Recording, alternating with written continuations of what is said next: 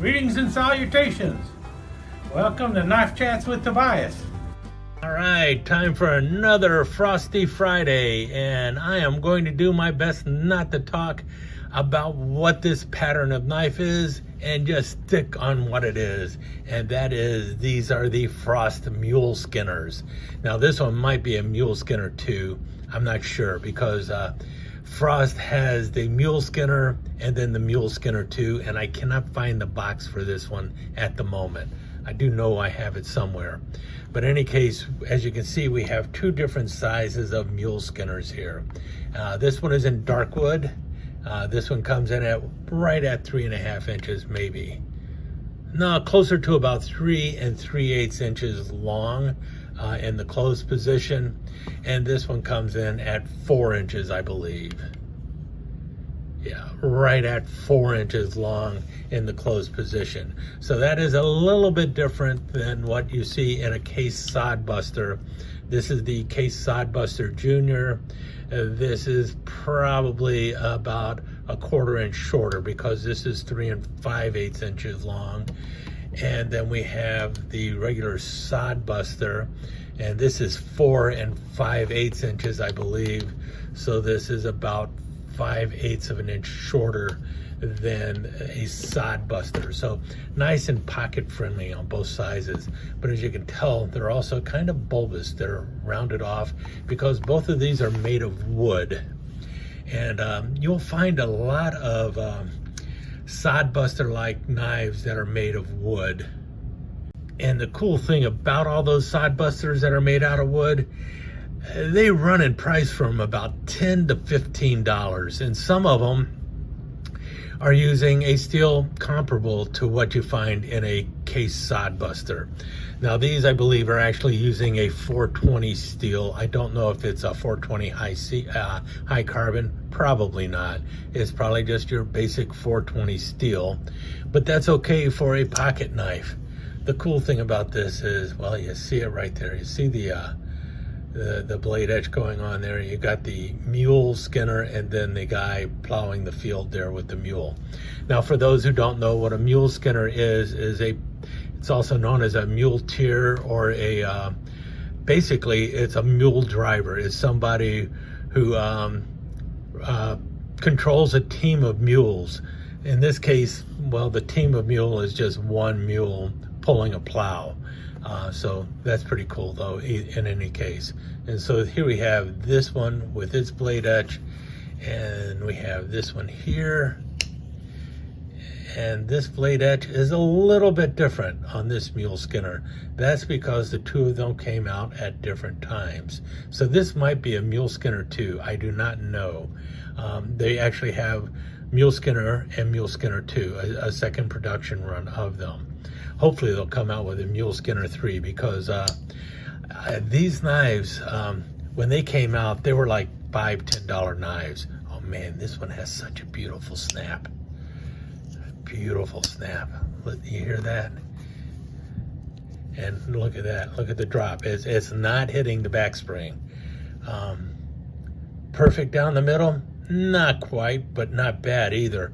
But you've got a wonderful blade on there. A nice deep cavity there, so the blade doesn't hit. You got the bird's eye rivet up front there, 2 other rivets in there. You can fill these rivets a little bit, but I mean, come on, this was really the cheap end of a knife, even for Frost, but it's a well-made knife, and I believe these are, yeah, made in China. So if you can find them, I think they're worth getting, as long as you're not paying too much for them. I mean, 20 bucks would probably be okay for the first run of them. Let's see this. Oh man, really good on this one too. This one, you can see right there, it has the lazy half stop. I've talked about that a couple times. But so when that's closing, it's going to stop there. It's not going to over travel. It's not going to slam on you or anything like that. It is going to stop at the top. There we go. Drops down there nicely. Not the same loud snap that you got it there. Still good bounce on the knife there too. So the the kick is hitting the spring really nicely. So you don't have to worry about blade wrap or anything like that. Look at that. Look at that. You see that? Man, that is beautiful. And again, I believe this one is also made in China. Yep. Frost stainless roast fry, but made in China. So, and this one is supposed to be in zebra wood, I believe. Is it real zebra wood? I don't know, but it is some really nice looking wood for what was essentially a $10 knife. They go a little more expensive now, but these are the Mule Skinners, and if you can find them, I think it's a wonderful addition to your Frost knife collection.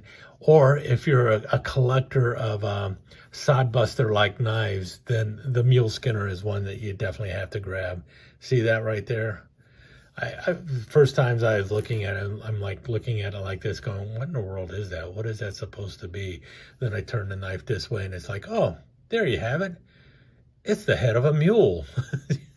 So that's the tang stamp for it. It doesn't have any other words on there. It doesn't say Frost or anything else.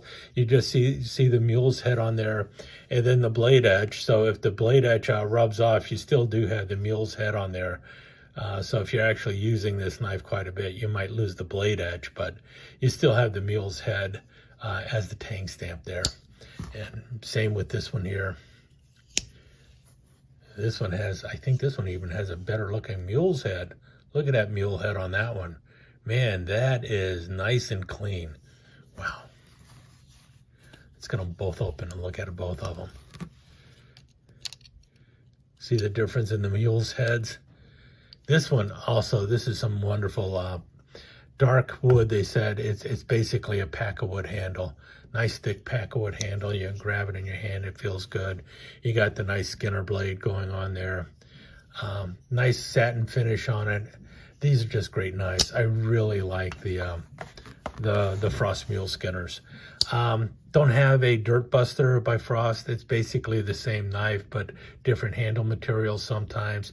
Also, they've made Dirt Busters with like 2 blades and 3 blades and stuff like that.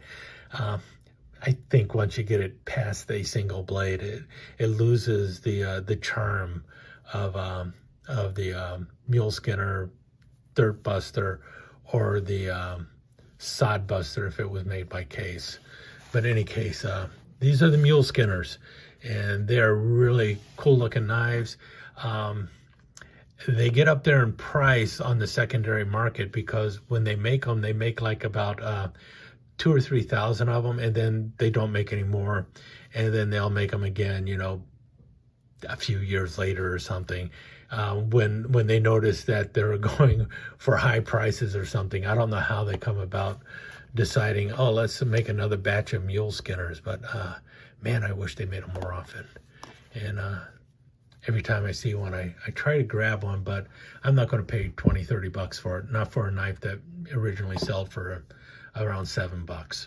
In any case, what I thought I would do is share with you my Frost Mule Skinners because, well, you just don't see a knife like that too often. Actually, you see them all the time, but they don't say Mule Skinner on them like the Frost knives do.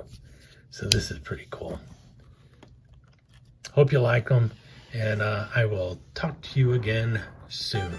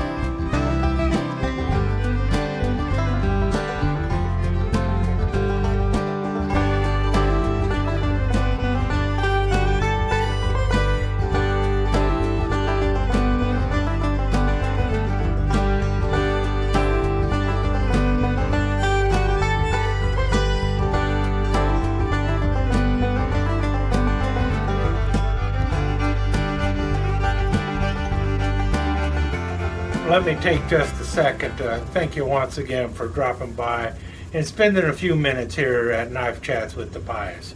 I really do appreciate it, and I do appreciate any comments that you leave. So please remember to give me that thumbs up, and also don't forget to subscribe and ring that notification bell so you'll know when the next episode is up and running. Thanks again for dropping by. Really do appreciate your time here.